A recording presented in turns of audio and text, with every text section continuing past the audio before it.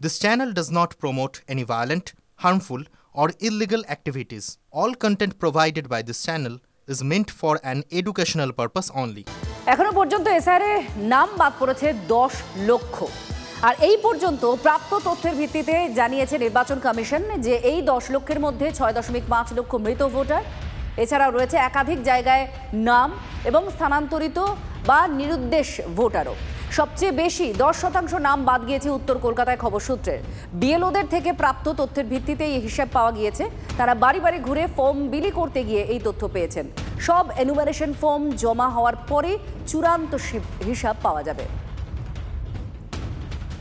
Enumeration form জমা দেওয়ার প্রক্রিয়াই এখনো শেষ হয়নি, তাহলে এই তথ্যটা এলো কোত্থেকে?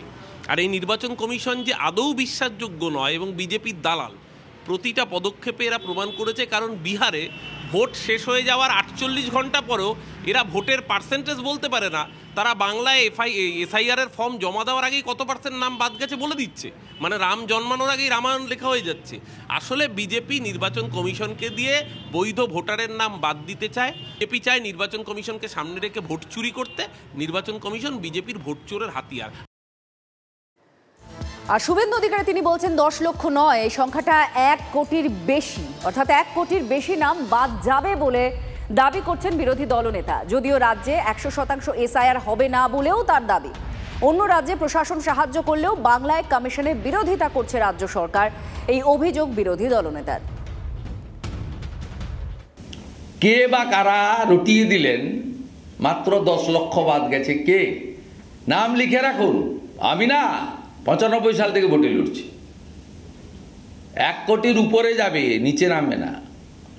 যদিও 100% এসআইআর এখানে হবে না, তারপরেও 1 কোটির উপরে যাবে। আর যদি 100% হতো সংখ্যাটা আরও একটু বাড়ত। হবে না, কারণ ইলেকশন কমিশন বিহার সরকারের সাহায্য পেয়েছে, পশ্চিমবঙ্গ ছাড়া বাকি 11টা রাজ্যে ইনক্লুডিং তামিলনাড়ু সেখানকার সরকারের সাহায্য পাচ্ছে। এখানে সরকার বিরোধ করছে, মুখ্যমন্ত্রী মিছিল করছেন, মুখ্যমন্ত্রী ধমকাচ্ছেন।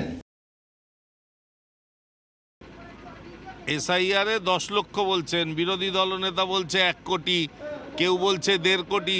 আগে লিস্টটা বেরোক, তারপরে বলবো। আমার নিজের নাম নেই তো, আমার নাম নেই। 2000 সালে আমি পৌর প্রতিনিধি, 2002 ভোটার লিস্টে আমার নাম নেই। এসআইআর নিয়ে নির্বাচন কমিশনের দরবারে এবার তৃণমূল কংগ্রেসের শুক্রবার সকাল 11টায় বৈঠকের সময় দিয়েছে নির্বাচন কমিশন। বৈঠক চেয়ে ডেরেকের চিঠির জবাব কমিশন দিয়েছে। শ্রাবন্তী আমাদের প্রতিনিধি আমাদের সঙ্গে রয়েছেন। শ্রাবন্তী, কি জানা যাচ্ছে এই বৈঠক নিয়ে?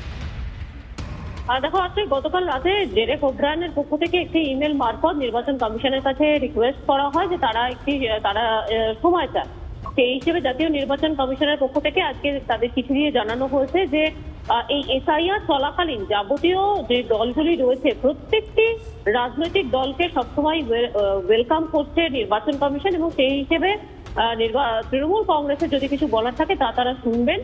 আগামী ফ্রাইডে শুক্রবার 11টার সময় তাদেরকে সময় দেওয়া হয়েছে এবং জাতীয় নির্বাচন কমিশন থেকে সেই সময় নির্দিষ্ট করা হয়েছে। তৃণমূল কংগ্রেসের সাথে বাদবাকি আরো 4টি রাজনৈতিক দল, তাদের নাম আলাদা করে উল্লেখ করা হয়নি, তারাও ওই একই দিনে বৈঠক করবেন নির্বাচন কমিশনের সঙ্গে। এই চিঠি আজকে ডেরেক ওব্রায়ানকে পাঠিয়ে দেওয়া হয়েছে জাতীয় নির্বাচন কমিশনের পক্ষ থেকে। ধন্যবাদ।